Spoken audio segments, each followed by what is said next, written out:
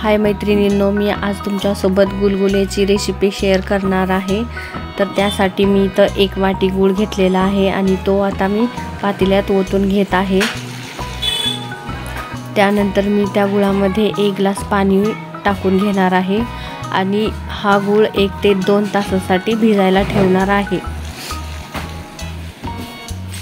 नंतर मी 2 वाटी गव्हाचे पीठ घेतलेले आहे, तुम्ही बघू शकता।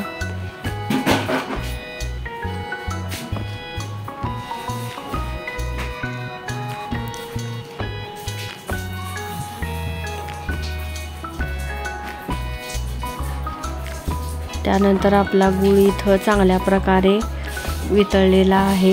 तर तुम्ही बघू शकता, मी चमच्याच्या सहाय्याने हलवून पाहते तर गूळ पूर्णपणे वितळलेला आहे। तर आता या पाण्याला आपण चाळणीच्या सहाय्याने गाळून घ्यायचं आहे। गुळामध्ये खूप खडे वगैरे असतात, ते आपल्या गुलगुल्यामध्ये जाऊ नये म्हणून मी हे गुळाचं पाणी गाळून घेत आहे। तर बघू शकता त्यामध्ये किती घाण निघालेली आहे ते। आता हे पाणी मी गव्हाच्या पिठामध्ये थोडे थोडे टाकून हाताने याचे पीठ तयार करून घेणार आहे। हलक्या हलक्या हाताने आपल्याला या पिठाला तयार करून घ्यायचं आहे। तुम्ही बघू शकता, एकदाच सगळं पाणी घालायचं नाही, थोडं थोडं पाणी घालून आपल्याला हे गुळाचं बॅटर तयार करायचं आहे। तर मैत्रिणींनो, तुम्ही बघू शकता, मी थोडं थोडं पाणी घालून याचं बॅटर तयार करून घेत आहे। ते आपण गुळाचं पाणी जास्त एकदाच घातलं तर आपल्या गुळाच्या गाठी तयार होतात व नंतर हे पीठ स्मूथ होत नाही। त्यामुळे आपल्याला थोडं थोडं पाणी घालूनच आपल्याला हे बॅटर तयार करायचं आहे। तुम्ही बघू शकता, मी थोडं थोडं पाणी घालूनच हे बॅटर तयार केलेलं आहे। तर माझं इथे सगळं गुळाचं पाणी संपलेलं आहे आणि मला असं वाटतं की यामध्ये अजून थोडं पाणी घालावं लागेल। त्यासाठी मी नॉर्मल पाणी थोडंसं ॲड करत आहे। आपल्याला लागेल तेवढंच घालायचं आहे पाणी।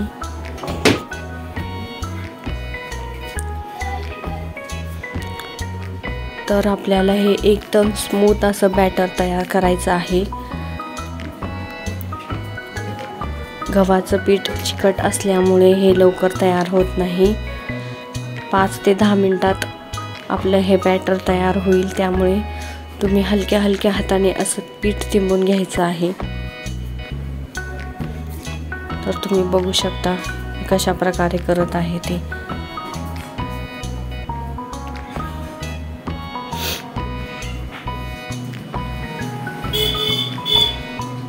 तर मैत्रिणींनो, आपलं पीठ थोडं थोडं स्मूथ व्हायला लागलेलं आहे। तर अजून मी 1 ते 2 मिनिट याला हे फेटून घेणार आहे चांगल्या प्रकारे। तर आपलं पीठ तयार झालेलं आहे। तर या पिठाला मी आता 1 ते 2 तास भिजत ठेवणार आहे, असंच झाकून पातेल्यामध्येच। बघू शकता तुम्ही। तर 1 ते 2 तास झाल्यानंतर अजून आपण त्या पिठाला चमच्याच्या सहाय्याने फेटून घ्यायचं आहे। त्यामुळे आपलं बॅटर एकदम स्मूथ होतं आणि गुलगुलीही खूप मऊ होतात। त्यामुळे बघा मी कसं चमच्याच्या सहाय्याने करत आहे ते, तुम्हीही असंच करा मैत्रिणींनो। त्यामुळे आपले गुलगुले खूप मस्त आणि सॉफ्ट होतात। तर आपल्याला बॅटर खूप घट्टही करायचं नाही आणि खूप पातळही करायचं नाही, मीडियम असं ठेवायचं आहे। तर तुम्ही बघू शकता मी कशा प्रकारे केलेलं आहे ते। चमच्याच्या सहाय्याने छान असं फेटून घेतलेले आहे मी 5 ते 6 मिनिट, बघू शकता तुम्ही। तर आता आपलं फेटून झालेलं आहे। तर त्यामध्ये मी अर्धा चमचा खाण्याचा सोडा आणि अर्धा चमचा वेलची पूड घालणार आहे। तर आता हे मिश्रण आपण चांगल्या प्रकारे मिक्स करून घेऊ। आणि आता आपलं गुलगुल्याचं पीठ रेडी झालेलं आहे, तुम्ही बघू शकता. चांगल्या प्रकारे मिक्स करून घ्या असंच.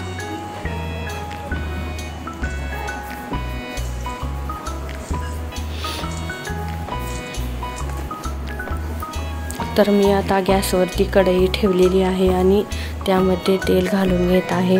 आपल्याला तेल चांगलं गरम करून घ्यायचं आहे सुरुवातीला.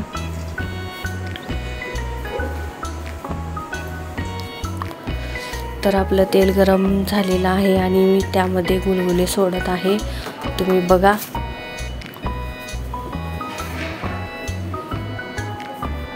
तुम्हाला पाहिजे त्या आकाराचे गुलगुले तुम्ही बनवू शकता मैत्रिणींनो.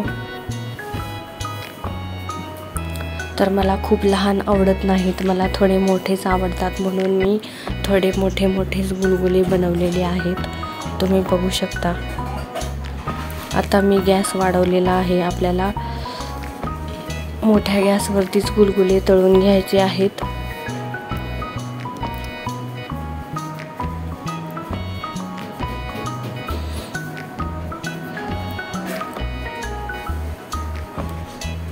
तर बघा मैत्रिणींनो, आपले गुलगुले तळून झालेले आहेत आणि त्याचा कलर पण खूप सुंदर आलेला आहे, तर तुम्ही बघू शकता. आणि मधूनही खूप सॉफ्ट झालेले आहेत गुलगुले आपले.